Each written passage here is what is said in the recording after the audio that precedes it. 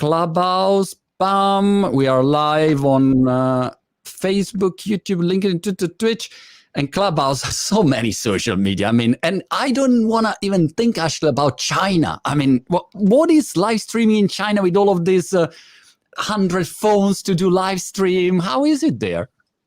Marco, we have 117 live streaming platforms in China. So if you were a Chinese blogger right now, you would literally have a rack with like, yes, with rows of phones that are all like looking at you. And then behind the scene, there would be 2 or 3 operators, like people that are staring at the screens, so that from all these phones, you get the comments and questions basically plugged into the same backend. But the phones are streaming separately because on each platform, you can go live on several accounts. And also there is no capabilities to link them together because the ecosystems don't like each other. So everybody wants their own traffic. So you would have a much more complex setup in China.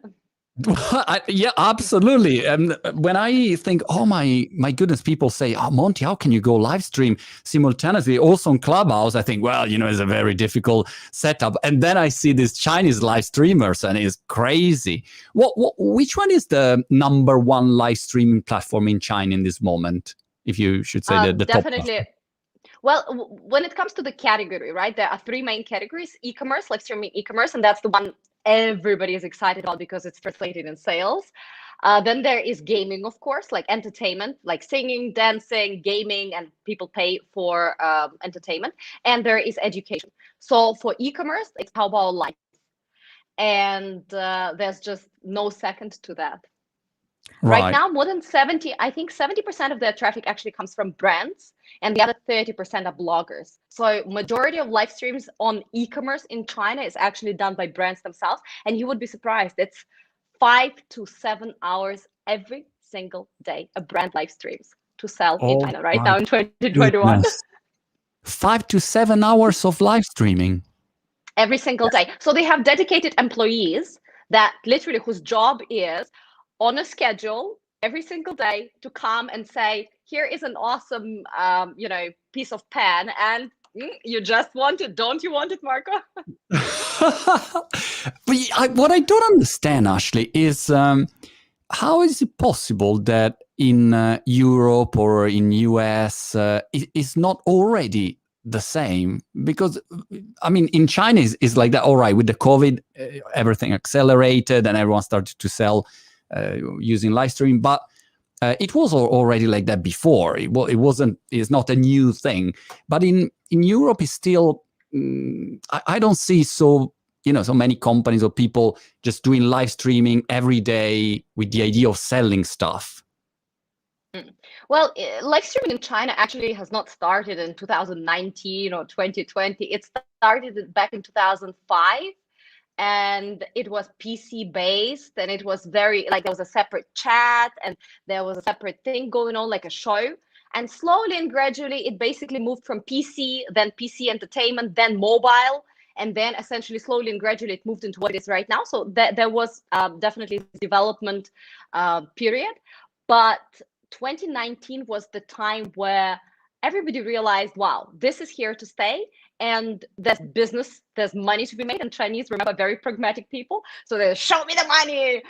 They jumped on it, and bloggers jumped on it and literally pushed it forward. And essentially, a platform gave them a lot of traffic. So the bloggers that are right now the biggest when it comes to live streaming e-commerce, like Via, Li Jiaqi, so they started together with a platform. Platform needed them for content and commitment, and they got a lot of cool free traffic from the platform. So it was great collaboration. And then brands came and brought in even more money. So everybody's benefiting. And of course, the consumers had the habit and blah, blah, blah. And then 2020, it's where everything just accelerated like crazy. So it was already big and it just pushed. So why in the rest of the world it's not the same? I would say 3 main reasons. First of all, nobody is as digital as China, just as simple as that. Like look at Italy, look at the UK, look at the US. In China, I was just actually looking at the recent digital acceleration report published by the government. So it's like boring government data. So this year they are saying that first of all, from March last year until the December last year. So in 8 months, the number of internet users in China grew by 85 million. So right now, 989 million people in China are on the internet. So what that means also, and 94% of those people, right, the ones that are on the internet, watch videos online, and 79% of them shop online through video. Just think about those numbers, and think about Italy, think about where the US is, think about, you know, everything else. Even if people are online, they are not using it exactly, you know, for entertainment, video watching purchases. So number one is really, I would say, not everybody is online. There is software and hardware problem. So in China, mobile phones, smartphones are cheap, and many of them, you don't need to have latest iPhone for 5G. You can just get yourself an Oppo. You can get yourself a Huawei. You've got so many options. And many cities in China, like Shenzhen, like Shanghai, they have 100% 5G coverage. Right now, I'm speaking with you on 5G, but I'll be honest with you, Hong Kong's 5G is far away from where Shenzhen's 5G is. Really? Even though they're trying, Right. but it's 100% coverage. So that's number one. Number two, definitely consumer behavior. As of Chinese in general are very excited about new stuff, and they understand that the only constant is change. If you want to stay relevant, and in general, when something new comes up, they embrace it. In the West, well, I do not know. Look at Italy, look at Russia, look at the US. People are like, okay, technology is bad, anything new is bad. Let's just try to stretch it as much as possible, further away, push it away. And that's a big difference. And of course, number three is ecosystem. So in China, there is this ecosystem, like for instance, Alibaba. They have e-commerce, they have traffic, they have business happening there, and then they add on this feature, live streaming, and they build bloggers, they build brands. Right now, they build virtual influencers and 3D studios where you can sit behind a green screen and show a product, and the product is rotating in front of you, and people are clicking on the product. They can see it inside out and purchase. It's crazy. It looks like Star Trek. Literally, I watched Star Trek from 1994, and that's how it looks. So these three reasons. Yeah. And also, probably the culture is different. I give you an example. If I do a video and I add like a 30 seconds commercial inside of a project of mine, so it's my video, and inside there is, sorry, before, keep going, keep watching, have a look at this. My project is my new startup. You know, the incredible amount of comments of people saying, I will unfollow you. This is too commercial. You know, you sold your soul to even. I mean, people are out of their mind, you know? So the culture is completely different, I think, about selling and buying. Absolutely. So in China, as I said, people are very pragmatic. So before anything gets really pushed out in the market, bloggers, platforms, brands go, show me the money, show me the money. Is there money to be made? In the West, we are in many ways very spoiled. Like, how do you think Facebook is making money off you? You think they're just providing you that service and go like, guys, please, you are the product, right? So you are the product if you don't pay for something. And when bloggers, actually, this is difficult for bloggers or personalities to actually promote something, because people believe that you need to give. And Lord forbid you're going to, promote your own stuff. And in China, actually, there is a very big fans economy. And that means if I really love Marco, like I go like crazy about you, I think your content is awesome, I think you are a phenomenal entrepreneur and you understand tech and you understand digitalization, like there will be people that virtually buy every single thing that you promote, be it physical or video course, etc. Right. And they will buy it not only for themselves, but also for their friends. For example, I've got in my office a girl who is a part of this fans economy for a boys band. So she buys razors from them, video courses, singing courses, and she gives it to everyone. I was like, why do you need to buy so many? And she says, I want to support the artist or the blogger or the person that I respect. I know they need to make money in order to produce high quality content. So you can imagine how different the mindset is. Completely different mindset. Ashley, I go on Clubhouse because we have Ye Yuan. I hope I pronounce it correctly. Yeah, you did it correctly. Hello, man. Where are you?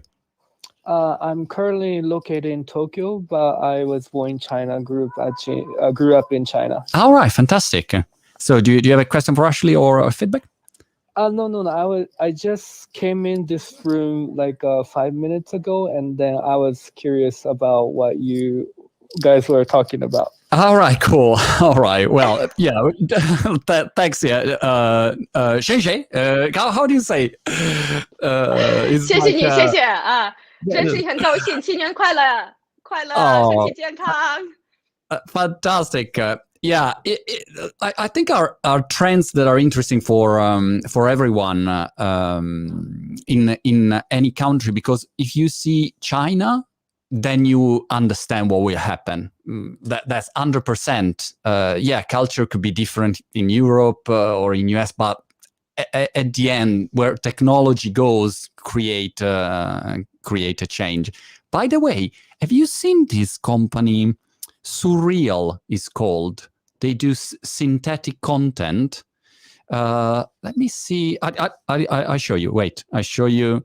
I saw it yesterday because came out Microsoft Mesh, and then I was chatting about some different experiments out there. And there is this company called Surreal. He was working in Snap. And then they build virtual AIs. So this is what we call virtual AI. Right. And they essentially do it for videos. So I'll show you now here. So you use coding basically to edit videos. You see that the face change, bam. So you create multiple videos, multiple content, starting from the same piece of content, something like that. This is awesome. And interesting. I think for them, again, what they can do even cooler, for example, this CNY, which is Chinese New Year, there's always this big gala, right, that's performed. So this year there was Andy Lau, which is a famous Hong Kong singer.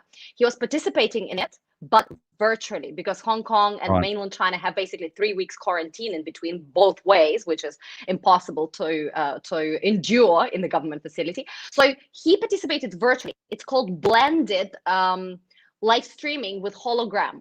So what they did is they put him in a studio. He was dancing and singing with the other person in Beijing, and they virtually looked like he was there for live audience and for virtual audience. It was total madness. You would have never thought that this is digital blend. And also in China, they have those virtual AIs, which is exactly like this technology is used, as you said, for editing videos and creating content. But there is one where, for example, you have a lot of virtual content. They put your pace, the way you talk, the way you look, the way you express ideas all together, and they create an AI of you. And then somebody can pay a subscription fee and have a conversation with Marco in his living room about digital economy, and it will look like you, talk like you. And there are some TV anchors already that are working on CCTV, delivering news that are copies of real anchors. Madness. 2021. Wow. And that's the future. And is something that you would say, yeah, is realistic, and the voice and expressions are pretty good, or you feel like it is a bit weird? Beginning of last year, you could tell by the edges of the lips, you could tell that just something is off. But only if you really look for it. Then you would say, okay, the person, talks a little bit like that, like the edges of lips. I think it's more difficult to really work out how humans talk. But by now, you showed me 4 videos of the person, like real person, and this personal AI. And it's with everything. It's with, I do a lot of motion and hands are dancing. Yeah. They are going to replicate all that, and I will not be able to tell the difference. And that's the cool part, but also a scary part in many ways. Imagine you get Jackie Chan and he doesn't need to act in a movie anymore. How do they map your persona? I mean, they do a mapping like in the movies that, you have all the dots on you and they do the mapping. How do they create the virtual model, or is something easier? So when you want to be, for example, an anchor on CCTV, then yes, they would invite the actual anchor to read a couple of things to make sure that it's, all round scanned. like basically like shooting avatar, right? You Right. need to be in this green screen studio. But if you're just looking for something simpler, for example, I just need Ashley's file profile, and here basically talking to the camera. I don't need to have Ashley's, I don't know, back. No. So then you just upload your videos. You need to have, I think it's, I do not know, 20 hours of you on video talking. And then they analyze your gestures, your voice, your pace, and then they come up with your personal AI. I think want Tony Robbins is building one. Yes, I heard Tony Robbins is building one with all of his knowledge, and then you can talk with him, something like that. I want it so I can go to swim in the Brighton Ocean while my AI, the AI Monty is doing the job. Why should I do the job? I mean, let him work a bit. Another 2-3 years, this technology will be available, I think, perhaps outside of China as well. But right now, I'm telling you, it's quite interesting. And of course, there is a rise of also virtual KOLs right now, globally and in China, especially when it comes to live streaming, because people obviously get fatigued live streaming every day for 5 to 8 hours. And if you're a blogger, you need to be switched on.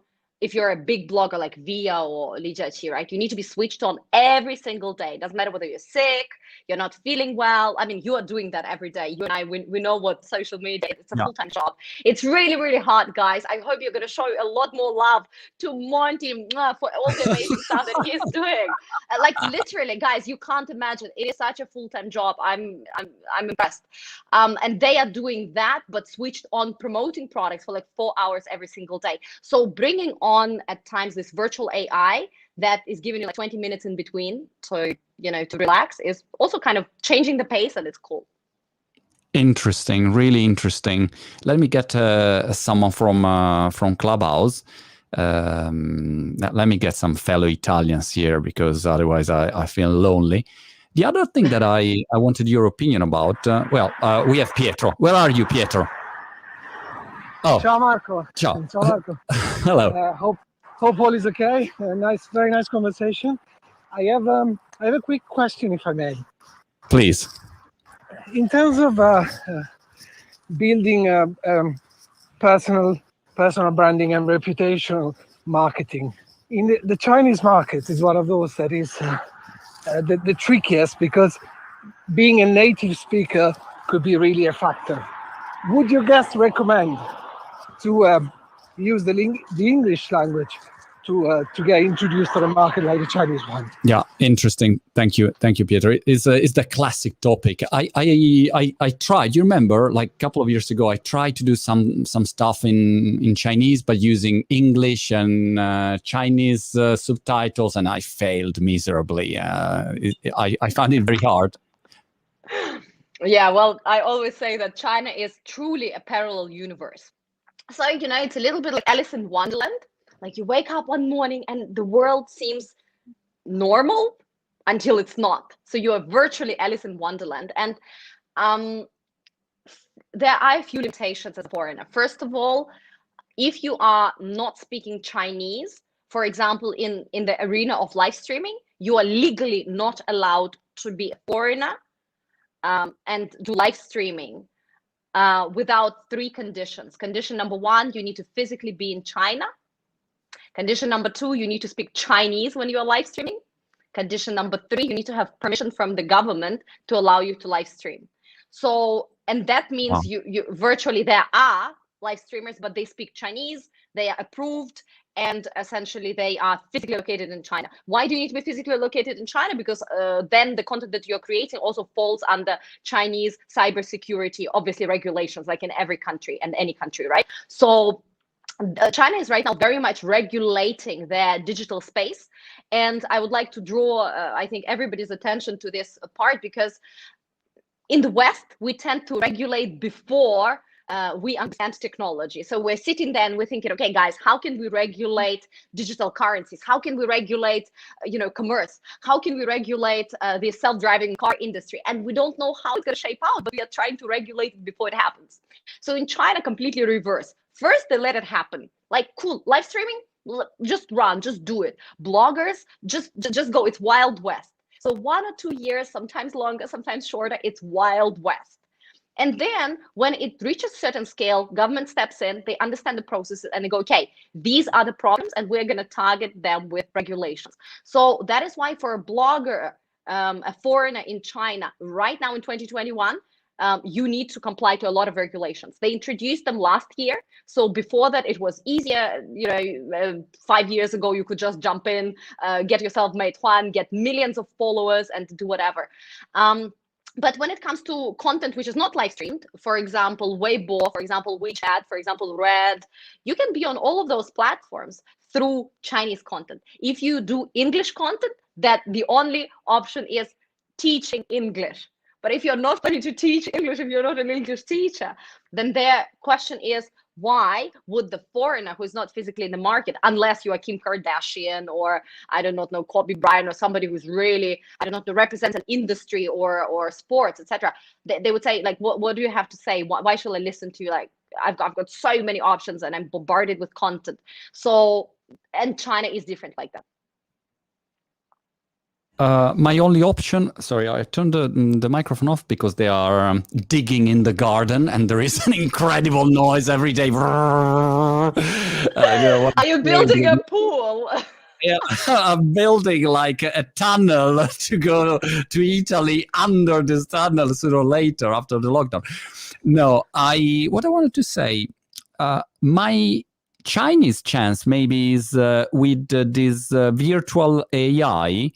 If I can have the Chinese language, I can be me talking, but then with the Chinese language, and maybe this is absolutely voice cloning, something like that. Yeah, there is quite. I mean, I've been in Hangzhou just before the lockdown, so late 2019, and we were in a hotel, and there was this little robot, the size of the phone, and it was standing at the reception in Hangzhou. So you would come to it and you would say what you want in your native language. So I could say it in Russian or English or German or whatever language.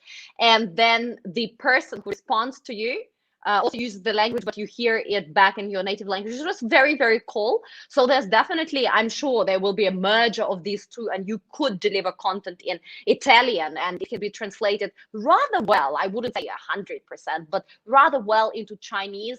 And I think this is the future of us, coming together as a global community. Working in China will very likely still be regulated because internet is a regulated industry and you need to comply. But as long as you're talking about business digitalization, et cetera, I think this is definitely a very interesting market. Interesting. I was curious about NFT. I'm really into non-fungible tokens in this moment. I don't know if you heard about it or if it's something that you track or if it's something that you see in China related with the crypto world. Especially the art sector had a big boom with people selling millions of these NFT digital arts. And I'm trying to play around with those ones, and I'm really fascinated by it. I don't know if you. What's your opinion on it, if you have one? I'm not very familiar with that particular market in China, but I would say in general, China, I believe when it comes to anything blockchain related, it is leading in the world. When it comes to cryptocurrencies, this is where the government started regulating in 2019. And it's been like Bitcoin, for example, social media accounts were shut down, this and that. But when it comes to implementing it in tracking into, exchange contracts, let's say new retail, supply chain management, et cetera, China is very, very big. In general, even China government, introducing their own digital RMB, they're using very similar technology. The digital currency run on, it's not particularly blockchain, but essentially, a very similar direction. And when it comes to art, I'm not quite sure. You need to explain me more what NFT artwork creator, is all about. But when it comes to art, China is definitely awakening, and there are so many beautiful local artists. They are interested in global art, and this is just the beginning. Absolutely. What are the main trends apart from live streaming e-commerce in China that you see? What are the main opportunities that you see in this moment? And by the way, how is the situation there? After COVID, is just the economy back in business as usual? What's the situation? Right. So China has definitely recovered the fastest, and it was basically announced already by, I believe, the World Bank and everybody else. And just last week, it was also confirmed by the National Bureau of Statistics that China's economy in 2020, basically, they first of all lost first 4 or 5 months of the year, but then still in general, they registered 2.3 year-over-year growth. So over 2019, and that was boosted by manufacturing. They were basically supporting, with manufacturing of goods, the rest of the world. Also very strong domestic consumption, and it was, very, very healthy, the healthiest in the world by 2035, and that's from Bank of America. Bank of America estimates that from now to 2035, China's economy is likely to double. So we're looking for another really cool rally in the next couple of years. So it has recovered. But I would like to mention one thing, because when people talk about China right now, and everybody's so excited about the market, the recovery is not even when it comes to south and north of China. So it has historically been a big separation, big divide between the two parts of the country. North has always been colder, gloomier, and the economy has been slower.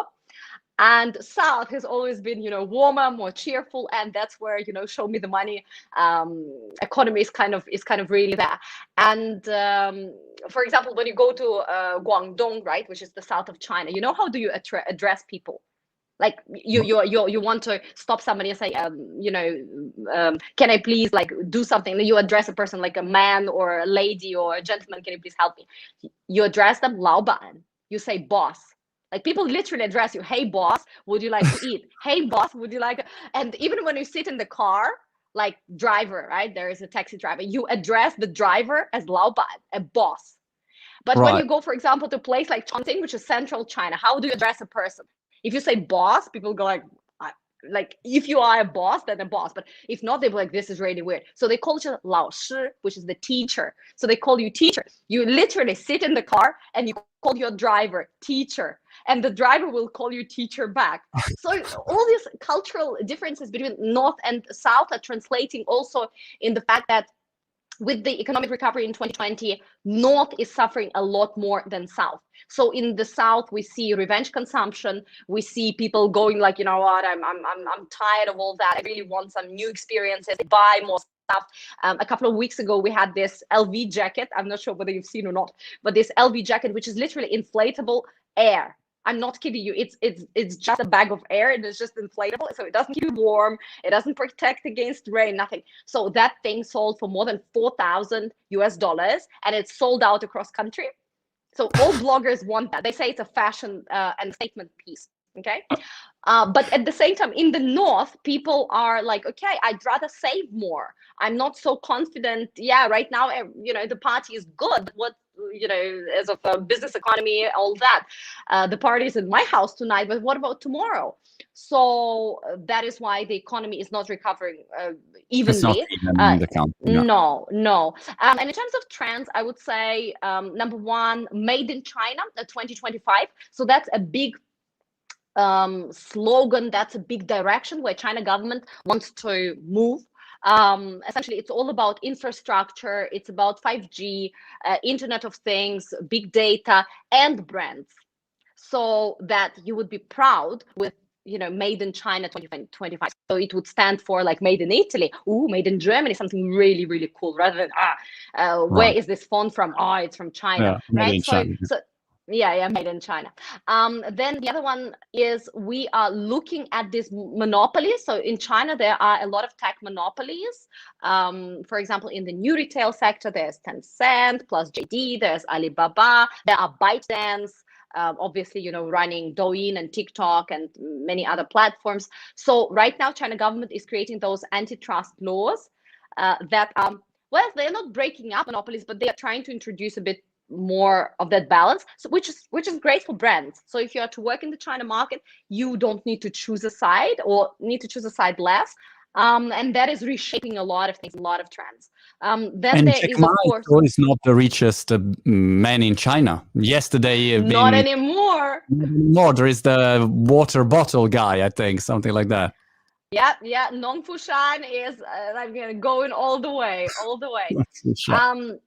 Yeah. So Okay, China so is made in China very is a big trend. Okay. made in China, and then breaking monopolies. Also, domestic travel is very, very big. Obviously, it's anywhere in the world, but in China, it is safe to travel domestically, and they're doing two things. First of all, they are really using this time to increase the scale and digitalize. So right now, when you go to, for example, the Great Wall of China, you don't queue, you don't see people, you don't buy ticket. Everything is done by scanning QR codes, taking temperature, traffic control. All that is beautifully organized, and scale is increased. And number two, they are creating unique experiences, and it's totally crazy. You have these underwater bedrooms where you're swimming and sleeping with sharks, like you're obviously sleeping in the little bubble, and the sharks are swimming above you. There are places where you have giraffes imported from Africa, and you are replicating Namibia. There are desert tours where you have camels. So they are trying to bring the world to them. You can be in China, and you can be in the Maldives. You can be in Africa. You can be XYZ. So these two things are happening with domestic tourists quite a lot. And of course, there is also very interesting focus on older population. China is fast becoming an aging society. And I think next year, they will officially become an aged society. And that would also mean, and many of them are in lower tier cities. So that also means that our advertising, the products, the whole pace will have to more and more cater to older people. And that creates a lot of opportunities. There is a question from Multiform on YouTube asking, what does you think? Look, I'll show it to you. What does you think about the social score system implemented in China? Well, I admit that I don't know if it's already been implemented or if it's in a testing mode. I don't know the level of scaling of the system. Yeah, so it's already implemented since a couple of months ago, and for the first 1 or 2 years, it was tested in selected cities, and right now it's implemented all across the country. So essentially, it's like credit. Basically, it's called a social credit system, and it's like every citizen needs to be part of this government scheme. So based on your location, education, based on your digital activities, based on the fact, do you pay taxes? Have you jaywalked on the street? Have you broken the law, etc., etc.? You get different scores. And based on that score, you have access to, let's say, credit. So in the bank, you can apply for loan. There's a lot of support activities by the government and also by the banks, obviously. At the same time, you can, for example, be recommended to a better university if you're on the good list, etc. So there is in the West a lot of fear when it comes to this social credit system, because people feel that, okay, there's a lot of power in this centralized digital system. And I believe that in China, the attitude towards it is a little bit different, because people feel that apart from all that, there's also a lot of benefits. And I'm actually reading a book which is called The Story of China. It just came out recently. It's a thick history of China. And I can tell you that already in Ming Dynasty, which is hundreds of years ago, China had a record of each person within the community, each family, etc., etc., etc. And they had millions of records done every 3 to 5 years. So there were 170, if I'm not mistaken, buildings filled up with files about each family, and it was a mega machine. So that is exactly what China's social credit system is doing right now, but in 2021 through a digital. So it's not a new idea for that, for that civilization, and it is in many ways supporting people. And I believe that essentially technology and the idea of what this social credit system is great, it's good, but technology can be used both ways. And in the West, we have the fear, how will China government use it, because there's no trust. And actually earlier today, I read in the news that in the US, the positive image of China is at its lowest since basically, I do not know, Second World War or 100 years ago, or whatever. So like ever, it's the lowest ever. And because there is lack of trust, we tend to villainize the other party, and we tend to think the worst about what are they going to do with that technology. What are they going to do with all that data? And I believe that in many, many ways, it's not justified. So yeah, I personally feel that, yeah, that it's going to work for China. Going back to business, Ashley, did you change your offer with the pandemic, or are you still doing the same things and your activities, or you came out with new services or products or new opportunities that you spot in the situation? That's a great question. I remember last year when we spoke about it, I told you that in China, we are looking at 7 business models, right? Yeah. So that you're never just standing on one leg, right?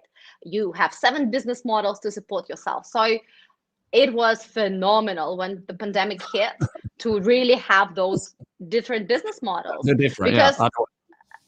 Otherwise it would be, and I've got people here, I've got people in Shenzhen, and the first 3 months it was nothing happening in China, obviously. And I do not know why, but people felt that, oh, it's going to be just there, it has nothing to do with us, and business as usual and traveling and all that. So so we lost a lot of basically not clients but opportunities, right? People just would say, you know what, we're not moving, we don't know what's going to happen in China, maybe it's like SARS, maybe half of the country is going to be infected and that's going to be big, etc., etc. So then the second half of the second quarter came, and Europe started getting that China was recovering, and then basically second half of the year, third quarter was really good, fourth quarter was absolutely phenomenal, best quarter that we've ever had. So what changed is, for example, in 2019 I used to do a lot of traveling around the world and giving keynotes and trainings about China digitalization, etc. Obviously that died, and that was 40% of our bottom line in 2019. 40%. Wow. So that's a lot of money. But moving into 2020, we were able to do 2 things. First of all, everybody went in to revise their strategy for China, digital marketing strategy, doing research. So basically in the second half of the year, we caught up, because everybody, it doesn't matter whether you worked in China for 20 years or you're just coming in, it was just a huge jump. By the way, on Alibaba ecosystem, on Tmall, we have, let me look at the numbers, but I think 70% increase when it comes to new businesses opening up. A lot of, when pandemic hit, everybody from Europe that was not yet in China, they started running into China with increased enthusiasm, because they knew this is going to be a growth market for the next 3 years when the rest of the world will still be in recovery.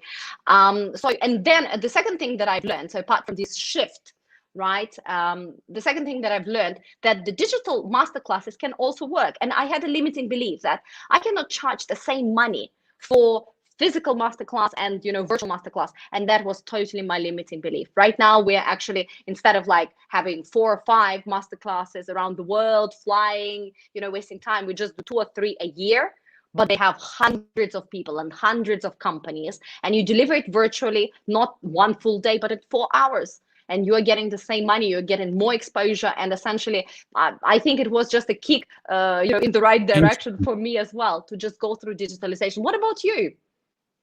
Well, I've launched startups. Instead of going to the psychiatric, I launched startups. You know what? I recently launched a couple of months ago a new startup. Do you know masterclass.com? Yes.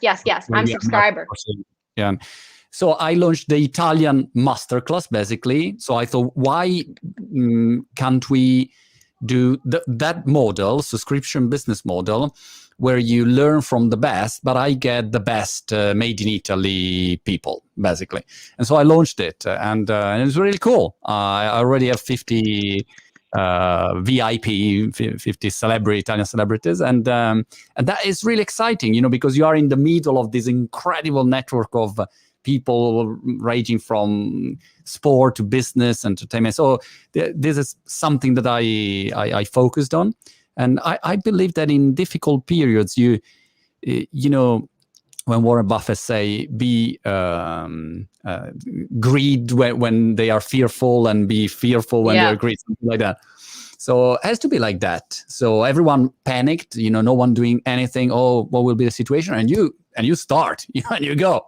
You just go. Yeah. That's the moment. Otherwise, what do you do? Do you expect when the market is going great and everyone launching things and is fully saturated? No, you start when no one is there. So this is something that I did. I was curious about virtual events. Have you tried any interesting platforms, or are you just doing it on Zoom? I saw Tony Robbins doing crazy things with multi-screen. Did you see? That was an impressive state of the art, I think. Yeah. He and you know who is doing great stuff? Oprah, because she has her Oprah book club. She is able to blend reality. So if I'm sitting in green screen studio and she's sitting in just one of her rooms in green screen studio, they're able to blend it and bring it on camera as if people are actually talking to each other. So it looks exactly like you are in the studio, and that is gorgeous. Because Tony Robbins is basically doing his thing where he is on stage and he sees the people. So he wants this interactive, and I think their studio is really state of the art. And it's multi-million-dollar setup. But yeah, Oprah does very interesting this kind of interview and communication stuff. We've actually for international audiences, it's very difficult to use any new platforms because everybody's either on Microsoft Teams, which I personally find ridiculous. That software is half of the time. Yeah, it's majorly glitching, and Zoom is kind of cool, but the quality of the video is also ridiculous. What I figured out earlier in the year, that you can use Prezi video inside Zoom, right? And then you can flip slides very interestingly. So it's really interactive. So that works. And then you can obviously use all these Survey Monkeys and QR codes here and there, and people click, etc. But it is more like it's basically like first grader trying to use his creativity to make it. In China, what we have, and those platforms unfortunately only run in China. We actually have 3D live streaming, the one that I mentioned before, where you can create incredible, like you can have like I'm live streaming here, there's a little personal box here, and you can switch between two live streams. I can show you a product and can be moving, you can move it in, zoom it in, and see it in 3D. There's a lot more functionality there. I can decide, for example, right now we are talking, if we were in China right now, we could decide that we're going to put little red packet here, and when people click that red packet, they will be able to give us tips. And we can also do PK. What does it mean, PK? It means we can compete. So, for example, Monty is going to share his wisdom on, digital transformation in the West, and I'm going to share something in China. And people can vote whose, insights are more impressive or whatever. And then whoever wins gets the whole bank, like in terms of money. So and you're right, and there are so many interesting formats. Unfortunately, in the West, we're still stuck with Instagram Live, and people are telling me, "Oh, is this how China runs?" I was like, "No, Instagram Live is basically just camera, and you can just stream that camera. There's no functionality. This is not what China's live streaming is about." It will be very interesting to see the next few years with virtual AI, 3D live streaming, and all of this stuff.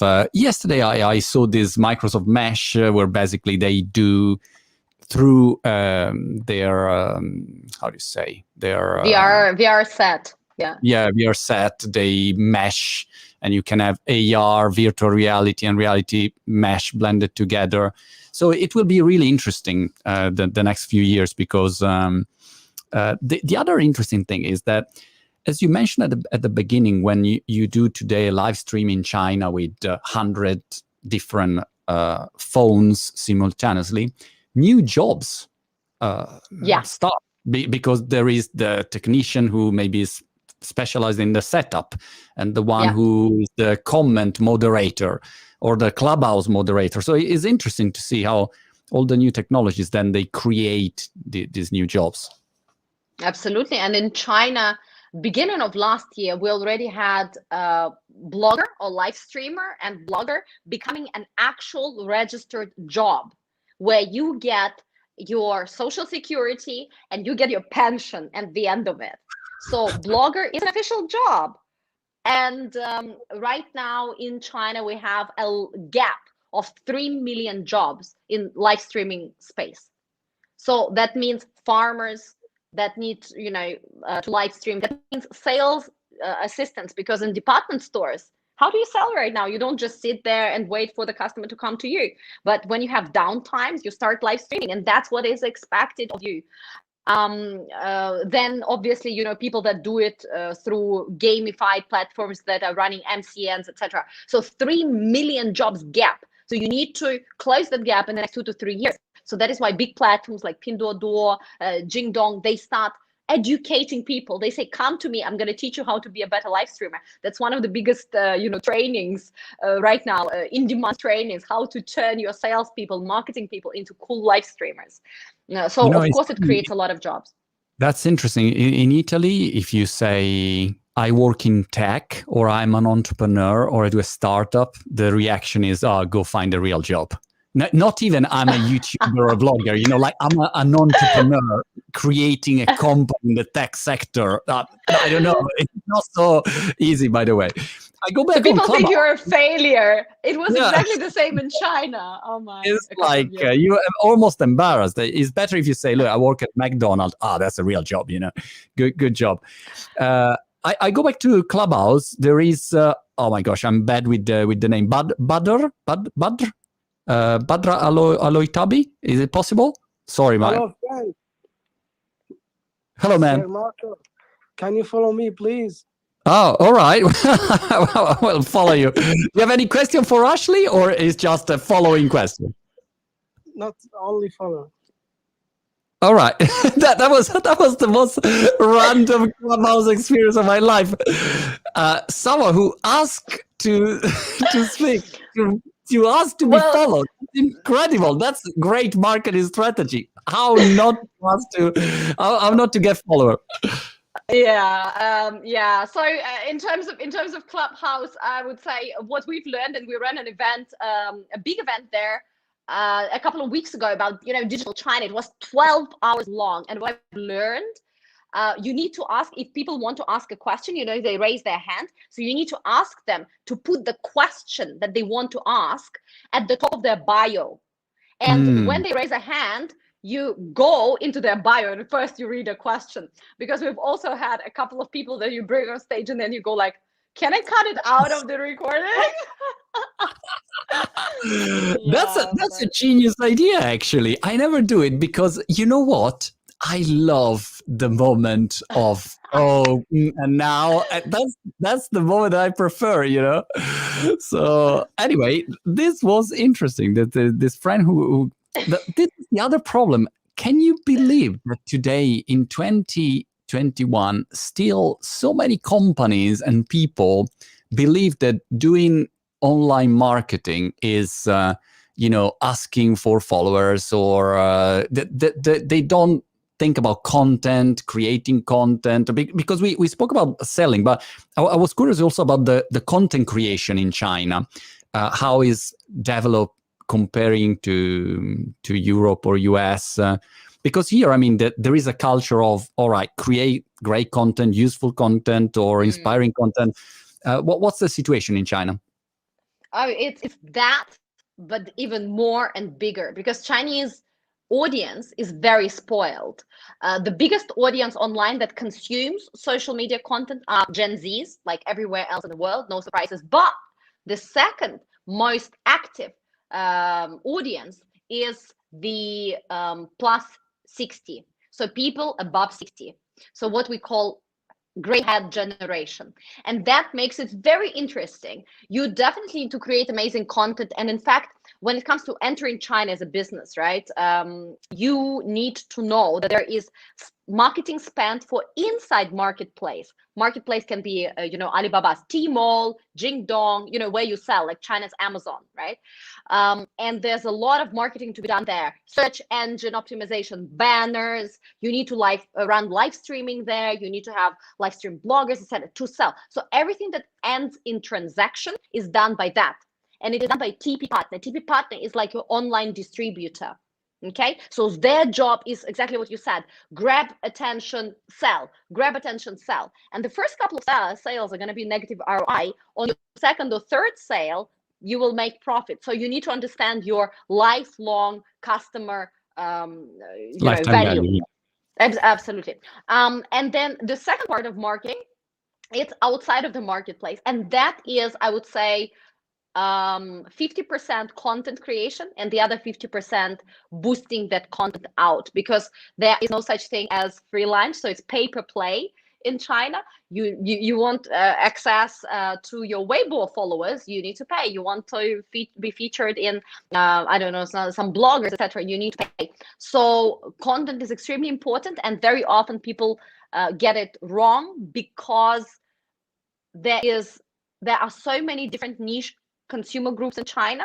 So you need to very clearly know who are you targeting, and that you are, if you are targeting just Gen Zs and you create content and you boost it, you spend money creating it, you spend money boosting it, and it just is a mess.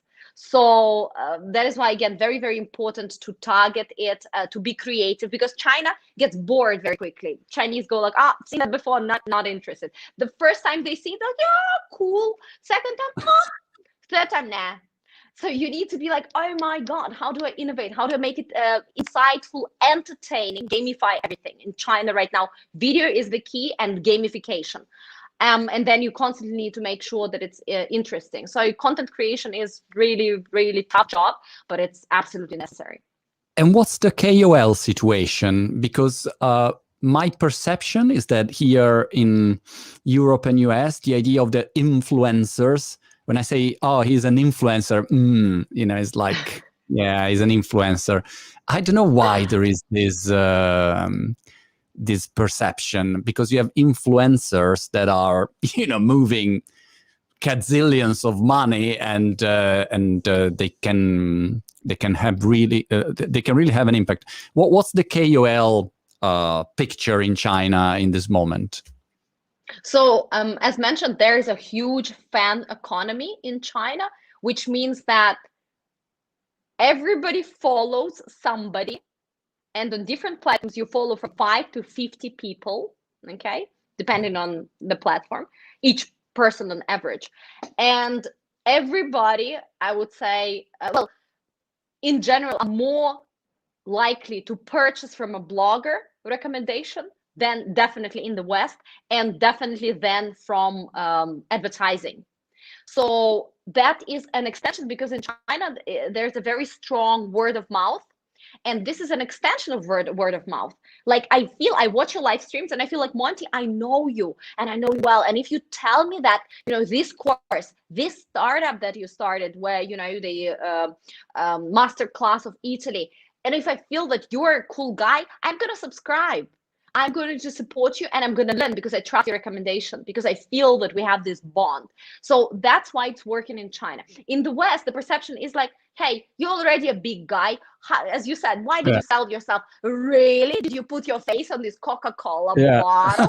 Don't you have enough money already? Yeah. But there is this inherited, I would say, displeasure with people that are using their personal brand to recommend, and this is 100% like non-existent in Asia. I mean, not in Asia, but at least in China, Korea, and Japan. These are the 3 countries where I can vouch that does not really exist. And in terms of bloggers, 90% of them in China right now are part of MCN. And that's a big change that happened in the past 3-4 years. So MCN is multi-channel network. It's a company that helps you build a blogger. So I come in and I say, hey guys, I'm an aspiring actress, or I'm an aspiring singer. Can you help me? So then I pay them money. Think about that. I pay them money. So I go through the course. It's all about show me the money, right? Pragmatic people. So I pay them the money. I go through the course, and then they see that, ooh, Ashley has potential. Then they say, okay, I'm going to sign you up for 3 to 5 years. Basically, in China, the lifespan of a blogger is about 2 to 3 years, depending on the platform. If it's a live streamer, 2 years. If it's more content driven, on Red or somewhere else, 3 years. So they sign you from 3 to 5 years. And it's literally like Hollywood in the 1950s, where they own you. Like, that's Crazy. it. So they tell you, Ashley, right now you're going to be live streaming or you're going to be writing content. They will give you a few assistants to take pictures, to make sure that they follow you. I've know a few big bloggers in China that are working with MCNs, and they even ask you to change an accent. Really? And that is done because they have a sheer amount of data, and they tell you, if you want to be successful, you need to appeal more to the north. And then you need to have a different accent in order to sound like a northern, for instance, girl, right? So it's very interesting. They really put that image, they put this Hollywood persona into you. And then when you become successful, because they also have all these other KOLs that help you grow your followership, right? When you become successful, they essentially take up between 70 to 95% of the profits. And then you're working for them. And yeah, at one point you may or may not have an exit. So it's a brutal industry. It's truly brutal, but people still want to do that. And in China, there was a survey not so long ago. They asked, who do you want to become? And number one, I think, answer among children of certain ages, 10 to 15, was, I want to be an astronaut. Well, there's a big push into space right now in China. And somewhere in the top 10, there was, I would like to become a blogger and live streamer and really capture and get this fascinating followership. So it's very, very big, but it's a tough job. And there are about 5% of independent bloggers. They usually do it differently because they, by themselves, have to work really hard to break into, audience numbers, but then they create their own brands. So they have their own, for example, my former colleague, she used to work for us for a couple of years. She was always running her own blog on Weibo, on Red, on Bilibili. Then she hit hundreds of thousands, 500,000 followers, this and that. She created her own stationery brand. So she creates literally books like this, and her own journal, like what's inside the book, and she sells it, and she's got cups with with certain words of encouragement here, and it's selling quite well. She hired 3 people and she's running her own business, and I think this is another way. So bloggers, definitely there's a future for them, and it's a lot of stuff going on. Ashley, it's always super interesting to speak with you. There are always so many data, interesting facts. I close my Clubhouse. Bye-bye to all the Clubhouse people. And that's it. Let's keep in touch for the next update. And soon we'll have to meet, Ashley. We never met. I was thinking, we never met in real life. I wanted to be in Italy. I've got 3 to 4 holidays every year, and I wanted to be in Italy in 2020. Unfortunately, it doesn't look like even in 2021 traveling is going to be possible. So I wanted to be in both. Actually, I know that you are in the UK. In the UK and Italy, there was the Grand Europe tour. So, but when you are in Hong Kong, I'm in Europe, and borders open, we are doing this. I mean, this energy needs to meet. We'll meet. And in the meantime, we'll try some blending technology, like all green screen and setup for VR. Great, Ashley. Thank you so much, and good luck for everything. Bye-bye. It was a pleasure. Thank you.